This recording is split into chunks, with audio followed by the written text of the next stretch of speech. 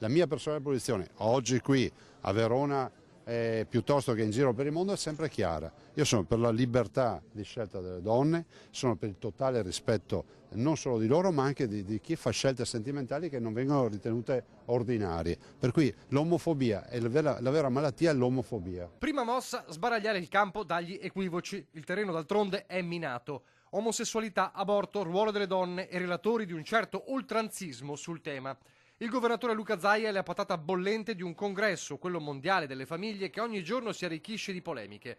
Più di una settimana al meeting di Verona e gli stracci volano già da un po', anche nel governo gialloverde, che ha trovato un nuovo terreno di scontro, se ce ne fosse stato bisogno. Pentastellati contro, Lega a favore, con Salvini e il ministro Fontana presenti all'evento. Ma la bufera è di nuovo dietro l'angolo. La deputata PD Giuditta Pini oggi all'attacco come tutto il partito. Il ministro Lorenzo Fontana spiega, rispondendo alla Camera a una mia interrogazione sul patrocinio al Congresso Mondiale delle Famiglie, ha detto che non ha ricevuto nessuna richiesta di ritiro né formale né in forma privata.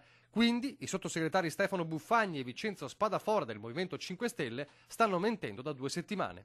E se la polemica odierna si incentra proprio sul patrocinio del governo tolto o meno al Congresso, da giorni il PD regionale chiede che almeno Palazzo Balbi agisca di conseguenza. Ma guardi, la posizione della Regione è trasparente, nel senso che ci è stato chiesto il patrocinio che abbiamo garantito e abbiamo dato.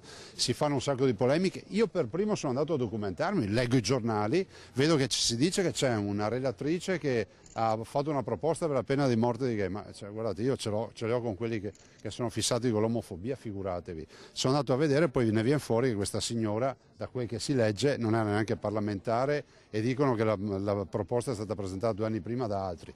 Al di là di questo, se i temi restano nel binario della sostenibilità, sono temi che hanno diritto ad essere trattati come tutti gli altri. Cercheremo di capire poi fino a che punto le convinzioni personali vengono espresse e fino a che punto la libertà altrui viene lesa, ma al momento attuale vedo che ci sono dei relatori che parleranno di temi che assolutamente sono temi sulla carta assolutamente affrontabili, poi vedremo cosa accadrà. Insomma, per il numero 1 della regione resta sacra la libertà di parlarne, ma fa in qualche modo capire che si dovrà vigilare sugli sviluppi della contestatissima 3 giorni, anche perché su certi temi, dice, proprio la nostra regione ha fatto da capofila. E se in Veneto le donne a 50 anni possono avere il sostegno per 3 tentativi alla fecondazione assistita, lo debbono a me, che ho affrontato le polemiche planetarie dei fondamentalisti, per cui figuratevi se mi fanno paura.